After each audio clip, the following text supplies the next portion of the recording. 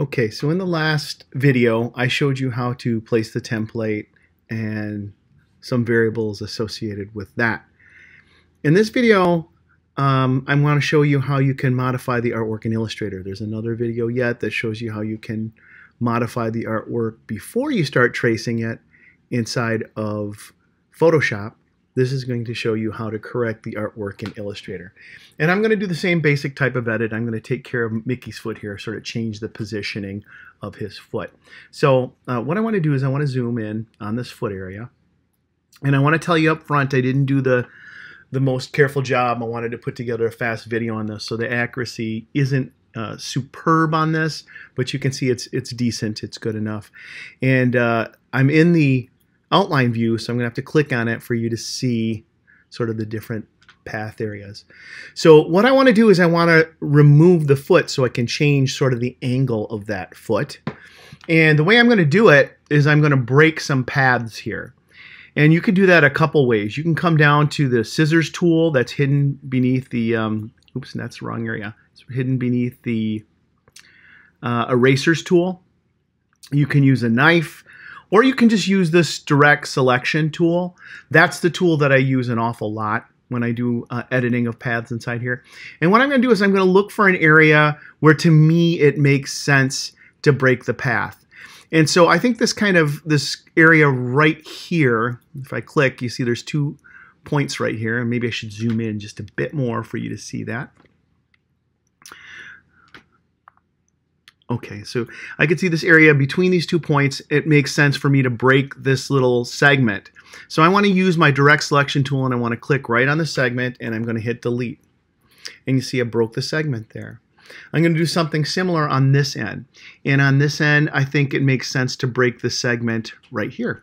So I'm going to select, and I got to be careful not to click on the point. I want to select on the segment, the line that's between those 2 areas, hit delete. And I now have successfully separated the shoe from the leg.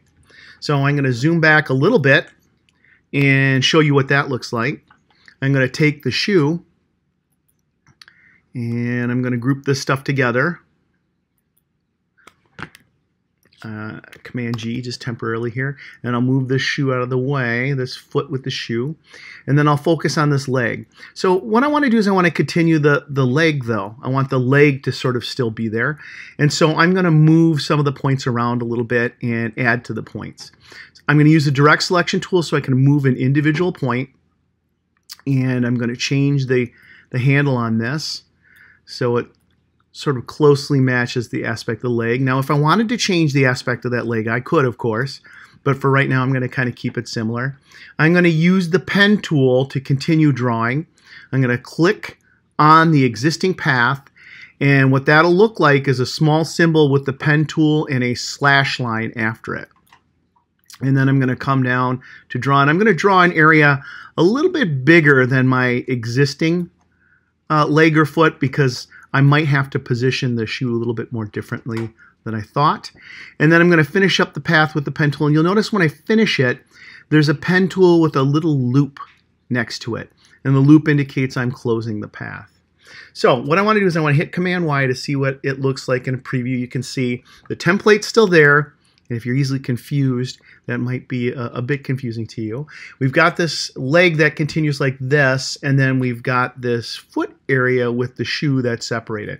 Now, what I wanted to do is I wanted to make the position of the foot slightly different. I want it to look almost like he's tapping his foot a little bit.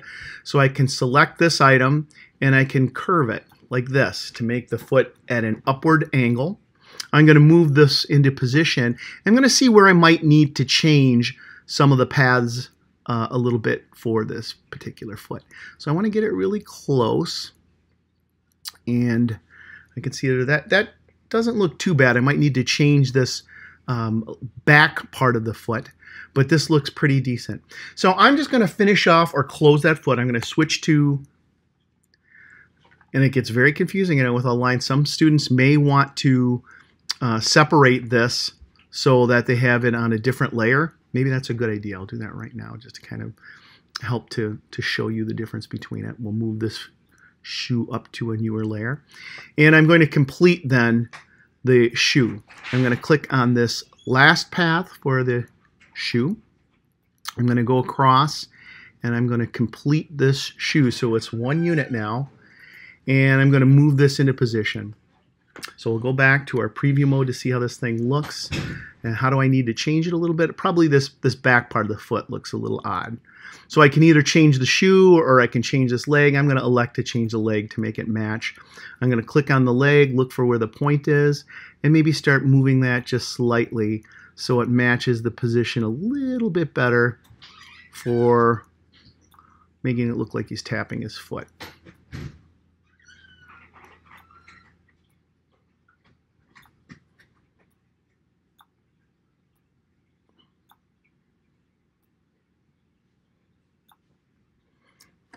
Okay. Now, the template can be a bit confusing when you're making changes in Illustrator. So what I'm going to do is I'm going to click on the icon in the layers to shut off the template. And I can kind of look and I can see, oh, it's a little bit rough there. It's a little bit rough with this leg. So where do I need to make my fixes? I can come in with my pen tool and I can start to make fixes that make the leg look a little bit smoother and a little bit better. And so now I have the artwork the way I want it. We could go about coloring this as normal.